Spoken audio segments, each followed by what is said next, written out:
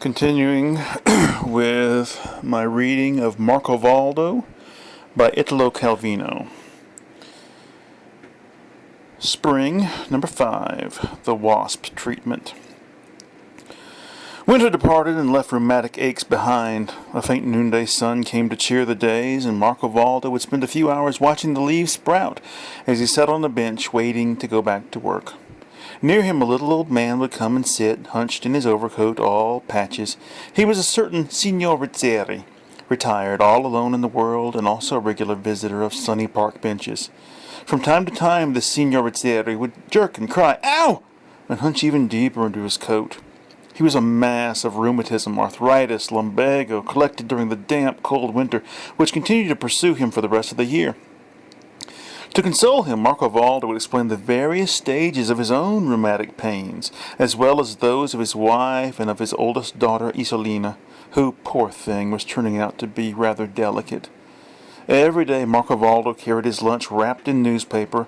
Seated on the bench, he would unwrap it and give the crumpled piece of newspaper to Signor Rizzeri, who would hold out his hand impatiently, saying, "Let's see what the news is." He always read it with the same interest, even if it was 2 years old.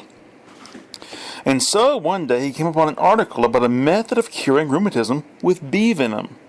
"They must mean honey," Marcovaldo said, always inclined to be optimistic. "No," Rizzeri said. "Venom, it says here. The poison in the sting." And he read a few passages aloud.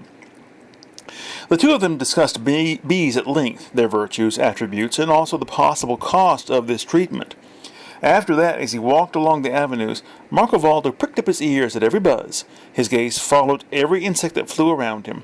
And so, observing the circling of a wasp with a big black and yellow striped belly, he saw it burrow into the hollow of a tree where other wasps and came out, a thrumming, a bustle that announced the presence of a whole wasp nest inside the trunk. Marcovaldo promptly began his hunt. He had a glass jar, in the bottom of which there was still a thick layer of jam. He placed it open near the tree. Soon a wasp buzzed around it, then went inside, attracted by the sugary smell. Marcovaldo was quick to cover the jar with a paper lid. And the moment he saw Signor Rizzeri, he could say to him, "Come, I'll give you the injection," showing him the jar with the infuriated wasp trapped inside. The old man hesitated, but Marcovaldo refused to postpone the experiment for any reason, and insisted on performing it right there, on their bench. The patient didn't even have to undress.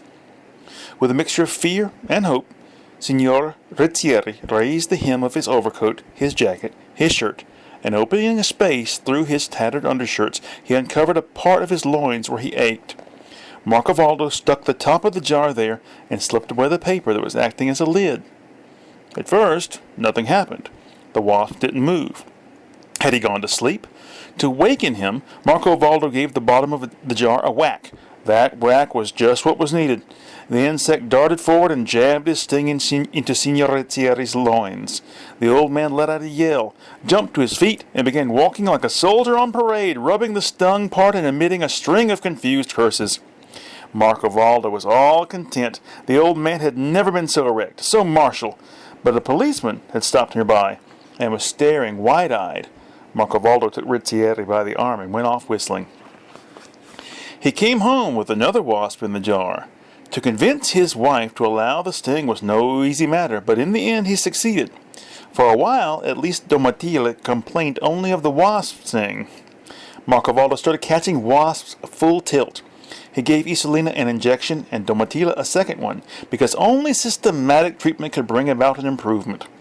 Then he decided to have a shot himself.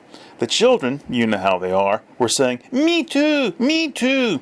But Marcovaldo preferred to whip them with jars and set them to catching more wasps to supply the daily requirements. Signor Rizzeri came to Marcovaldo's house looking for him. He had another old man with him, Cavalier Ulrico, who dragged one leg and wanted to start the treatment at once. Word spread. Marcovaldo now had an assembly line set up. He always kept half a dozen wasps in stock, each in its glass jar, lined up on a shelf. He applied the jar to the patient's behind as if it were a syringe. He pulled away the paper lid, and when the wasp had stung, he rubbed the place with alcohol-soaked cotton, with the nonchalant hand of an experienced physician. His house consisted of a single room in which the whole family slept. They divided it with a makeshift screen, waiting room on one side, doctor's office on the other. In the waiting room, Marcovaldo's wife received the clients and collected the fees. The children took the empty jars and ran off towards the wasp nest for refills.